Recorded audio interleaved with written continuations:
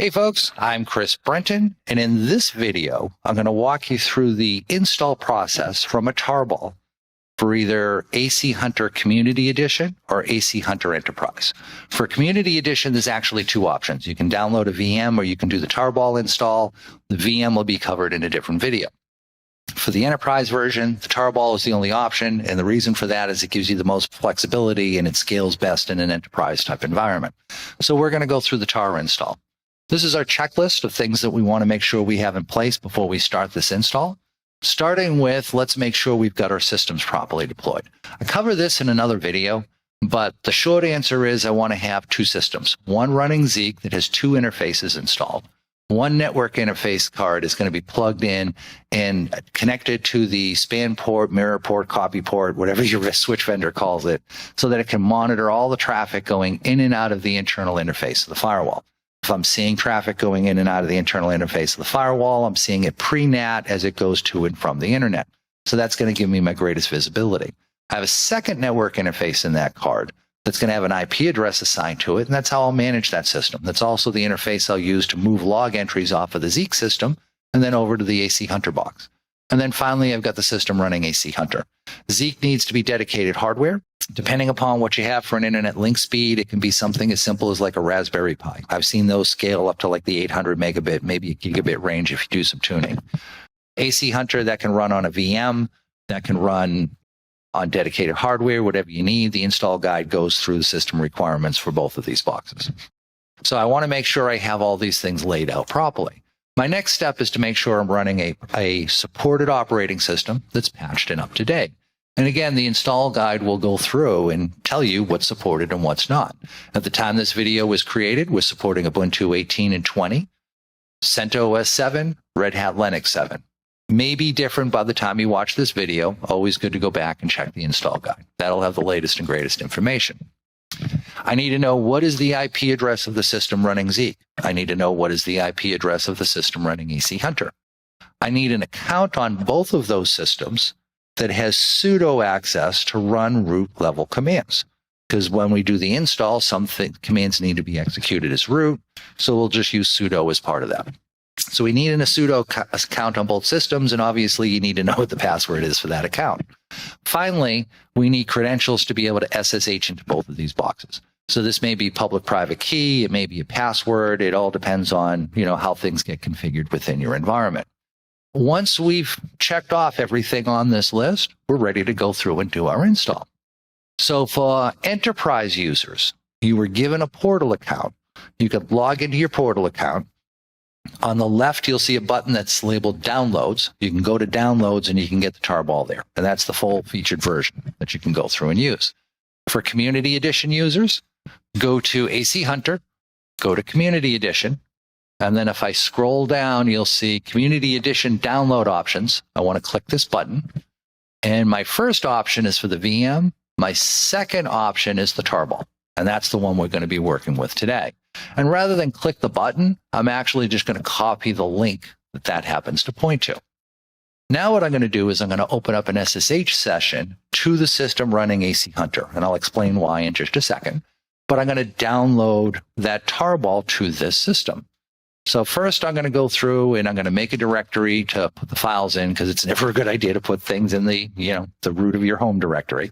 And now I'm going to run the wget command. I'm going to paste in that full URL and I'm going to pull down that Community Edition. And this will take a couple of minutes depending upon what type of bandwidth speed you have. It is a fairly large download. I believe it's in like the 8 gig range, something like that. We'll see as it counts through. We'll learn that together as we go through. But you may notice that it's a tarball. It's not tar.gz. We didn't compress it. Why didn't we compress it first? Well, we did originally, but we noticed that the size difference between a tarball and a compressed tarball wasn't much. So why give you that additional step of having to uncompress it if it isn't actually saving you anything as you go through and do your download? So we don't bother doing that anymore. Okay, 2 gigs. I thought it was a lot bigger than that. It's not. 2 gigs is the download size. So now I've got a copy of that download file. So now what I'm going to do is I'm going to say tar X, I want to extract it. V, give me verbose information so I can see what's going on. F, I'm going to name the file I want to uncompress, and it's this tarball arc. When I run that, it's going to create a directory called AC Hunter. So I can just CD into that. And if I take a look at what's in that directory, we've got our README first file. Always a good idea to go check that first to see what's going on. But also very important, our install script. So this is what we're going to be running to actually install AC Hunter. So I'm going to say /install_acm.sh. I need the / because Linux systems will only run, it's a security feature. It will only run things in the path. / tells it, no, run this file in the local directory. Now, when I run that, the first thing that pops up and says, do you want to install AC Hunter? Well, that kind of seems like a weird prompt, right? Why would I be running this if I didn't want to install AC Hunter? For the enterprise users, you can have multiple Zeke sensors, and you can use our tool to install Zeke. I highly, highly recommend you use our tool to install Zeke. Installing Zeke by hand, if I'm nice, I'd say it can be tedious and painful. Some may use more choice words than that to describe the install process. So we've gone through and we've automated as part of this. But an enterprise user may install AC Hunter, install a Zeke sensor, and they may come back later and say, hey, I want to have 5 or 6 more Zeke sensors, and that's all covered under the site license. So you can do that, no problem. So they'll just come in and run this utility just for the purposes of installing Zeke, and that's it. But in this case here, we do want to install AC Hunter as well. So I'm going to tell it, yes, I want to go through and do that install. Now it's asking me, where do you want to install it? So if I'm running Linux locally, I could pull this tarball down to my local system and give it a remote IP address for AC Hunter, remote IP address Zeke, and it'll run the install and push out the data files as it needs to. In this case here, I just said I want to run it locally, or I'm going to tell it I want to run locally, which is just a matter of going in and telling it, I want to install it at the loopback interface, install it on the local system. And when I do that, it'll actually, run the install a little bit quicker. Do you want to install Zeke? Why, yes, I do. Please install Zeke for me. I am not in a mood for feeling a lot of pain today. So it'll go through and it'll take care of that install. But in order to do that, I need to tell it, where is that Zeke system located?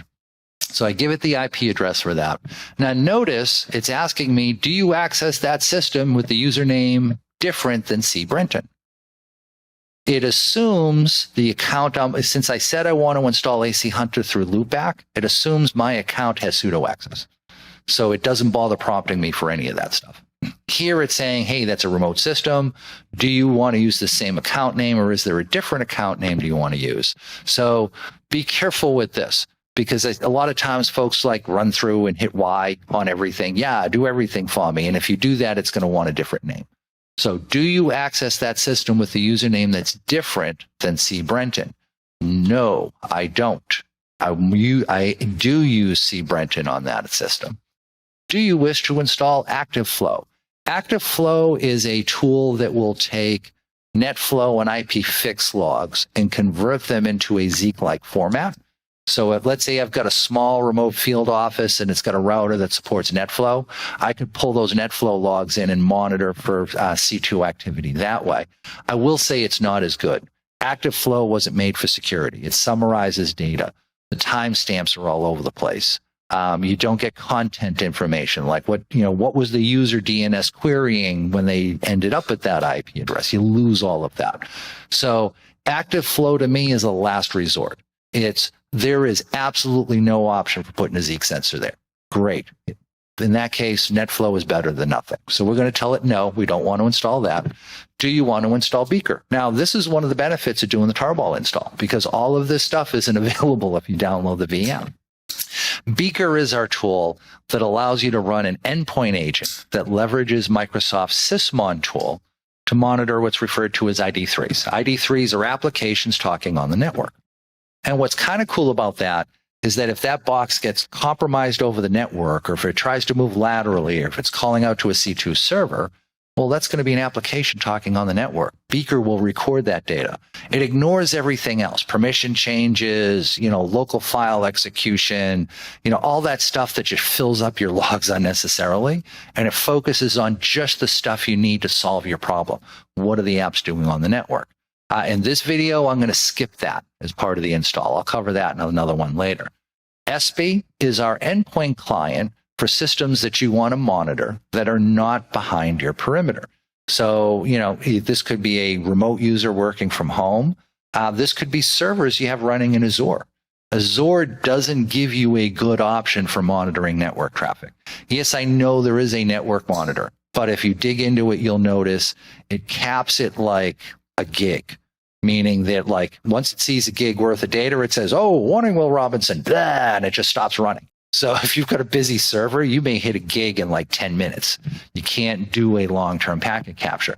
And even if you have a quiet server, it kills itself every hour regardless. Yeah, there is a network monitoring option in Azure, but it's useless for us as security people.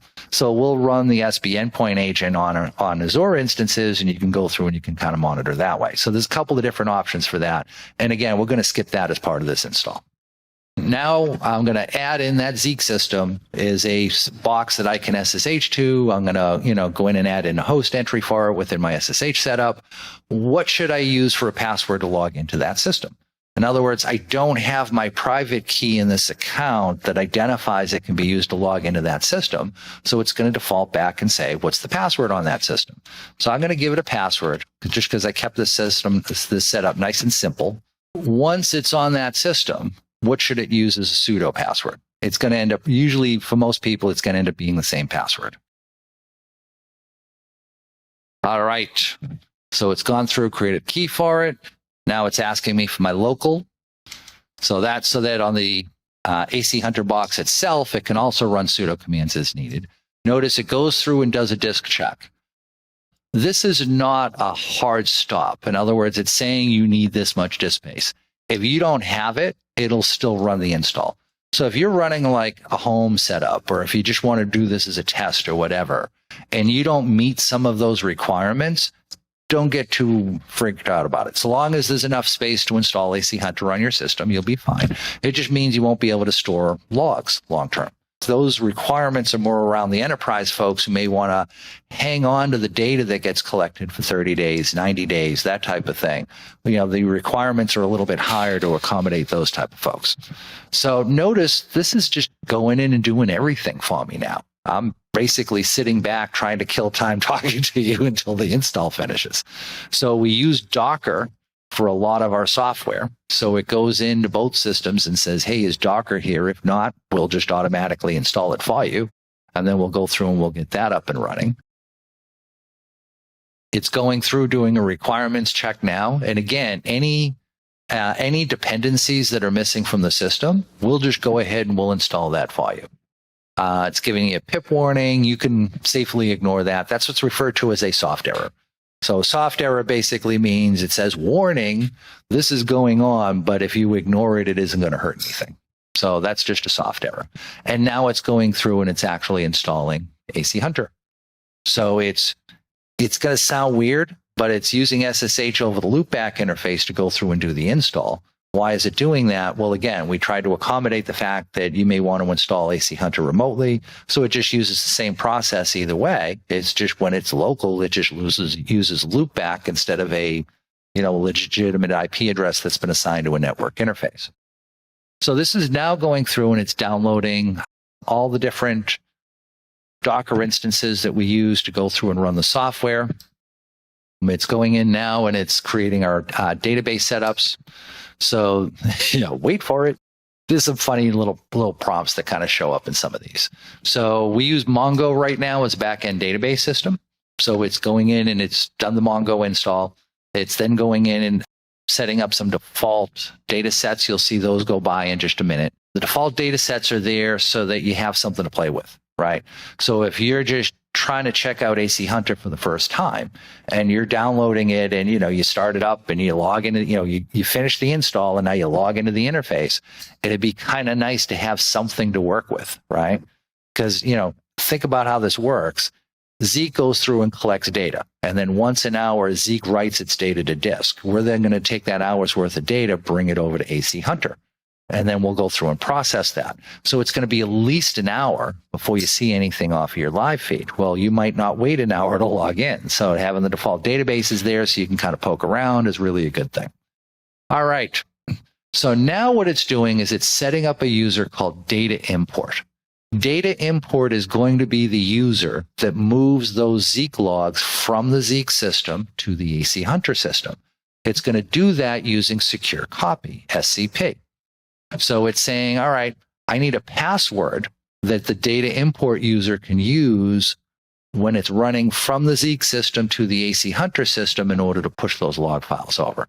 So I'm going to go in and you can give it any type of a password whatsoever. Obviously, make sure it's something secure.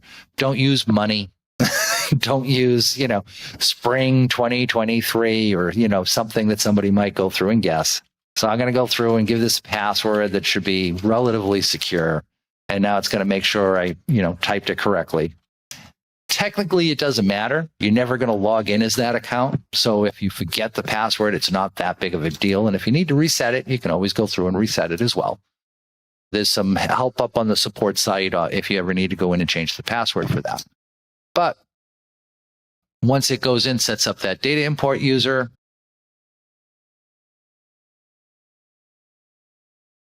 here it's going in and it's starting up all the different database systems. Now it's saying, would you like to create a custom user account, name, and password for the AC Hunter web interface?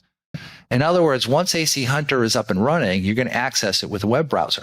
And it's going to prompt you for a login name and password. If I say no here, it's going to create a default account, and the credentials that go by, I got to make sure I grab those. Because if I don't grab them, I'm not going to be able to log in. So I'm going to tell it, yes, I want to create a custom account. I want to create something that actually means something to me that I can remember. So it's asking for me for an email address. So I'm just going to say chris@activecountermeasures.com. We'll use that as a password. Just making sure I spelled it correctly. And then I'm going to go through and give that a password to be able to log into. Yay. So notice right here is where it went in and it set up that account. So I'm all set there. And it set up the data import user. Now it's asking for sudo password again. It's checking free space over on the remote Zeke system. Make sure it can go through and do the install there. So we're already done installing AC Hunter, and we've moved on to installing Zeke at this point here. So why have us do the install? Well, because that way you don't have to compile it yourself. We tune it for performance. We try to tweak it to make sure that it's going to do a good job of capturing packets and not drop things. We also do some tweaks, like one of the challenges you run into with Zeke is it doesn't log anything until the connection ends. Well, if I'm monitoring command and control channels, and one of my possible command and control channel types is a long connection where the connection goes out and stays open forever, Zeke isn't going to log anything until that connection closes. So if the attacker is using it for 90 days and then closes it down, Zeke will create a log entry after 90 days. Well, that's 90 days you could have known that someone was on that system. So what we do is we actually dump a copy of the state table and record that and bring it in. And we'll label that as an open connection. So we'll tell you, hey, Zeke hasn't closed this out yet, but this connection has been running for, a week. You may want to make sure there's a business need behind that. So we'll go in, we'll make that tweak. We also go in and tweak things like the TCP timeout. The default TCP timeout in Zeke is way too low. It's like 5 minutes. So one of the things you can run into is a long-term connection that only sends data, let's say every 20, 30 minutes. A lot of Microsoft connections fit that profile. Zeke will log it and say that's a beacon, when in fact it's not. It's just a long connection that doesn't transmit data all the time. So it will get that wrong. We tweak Zeke to make sure that doesn't happen. So we have a lot of little tweaks we'll do like that on the Zeke side. Once that's done, so notice we're going in, we're using Docker on the Zeke side as well to go through and install some of the software we're using. And like I said, this just basically runs. The next thing I will have to do is I will have to go in and tell Zeke what interface should it monitor on that system. And actually, that's something I probably should have had on the checklist at the beginning. I apologize for that. But we talked about Zeke will have 2 interfaces in it. So you want to make sure that you properly identify the interface that you want Zeke to monitor on. Now, we try to help you out. So, for example, my first option here is a Docker interface. It's clearly not going to be that. My last option is the loopback interface. It's clearly not going to be that. So my option is going to be ETH0 or ETH1. In this case here, I'm running a single home. Well, I'm running a dual home system, but it's a private network on one side, public on the other. But I'm just going to go in and tell it to monitor on the ETH0 interface. If you follow the setup options I gave you at the beginning, where you've got 2 NICs and only one has an IP address and the other one's just going to sniff traffic, that interface should be listed in an upstate, but it'll have no IP address assigned to it. That's the one you're going to want to go through and select. So I missed it from the checklist, but quite honestly, it should be pretty obvious which interface you want to go through and select. So I can use my arrow keys to just point at different network interfaces. And when I'm pointing at the one I want to select, I simply go in and hit the space bar. Once I do, you see you get the pretty little green X. Ooh, it's almost like graphics, right? And then once I'm done, I can go through and hit the enter key, and it'll say, okay, that's the interface I'm going to go in and monitor on. You can have it monitor on multiple interfaces. So if I had a Zeke box with 6 interfaces in it, and I wanted to monitor traffic off of 5 of them, I could go down the list and select all 5. And we will set up a separate Zeke process for each one of those interfaces to go through and do the monitoring. Just keep in mind that that's going to make your chances of losing packets much higher because you're giving that Zeke box an awful lot more work to do. And now it's done. So if everything went correctly, I should be able to get the IP address of this system. Let me go through and grab that real quick. And then I should be able to connect to it with a web browser. So I'm going to close up my SSH session. I'm going to open up an empty window. Now notice it says your connection is not private. Yeah, by default, we're using a self-signed certificate to create the HTTPS session. If that bothers you, and it probably should, you can easily go in and add a proper digital certificate so that error goes away. So I'm going to say proceed to it. I know things are okay. Don't worry about me. And notice it gives me my login screen. That was the user account I created for the user interface. Now I'm going to put in the password. Once I put in the password, this only happens on first login. On first login, it's going to pop up and it's going to say, okay, select a database. Once I've logged in once, whatever the last database was that I worked with, it's going to always default back to that database every time I log in. So it always remembers where you left off. That was the little remember me little checkbox you saw me hit as I was logging in. So I'm just going to go in and select a database, confirm, and bang, we're off and going. Now notice I don't have a running data set yet. And again, it's because I just set things up. So Zeke's going to run until the top of the hour. After the top of the hour, Zeke will write out its logs. That data import user that we created will then go grab those logs and use secure copy to push them over to the AC Hunter system. It'll also trigger AC Hunter and say, hey, you have new log files to process. AC Hunter will then go through, read those log files, check them out to see if there's any potential C2 in there. And then you'll see a new data set here that has the name of the Zeke sensor dash running. And that's always going to be your latest and greatest 24 hours worth of information. So that's the install in a nutshell. Not too shabby. Hopefully you find this video helpful, and I will do some other videos to kind of talk about the different interfaces and how to work through those. Hope you enjoyed this video.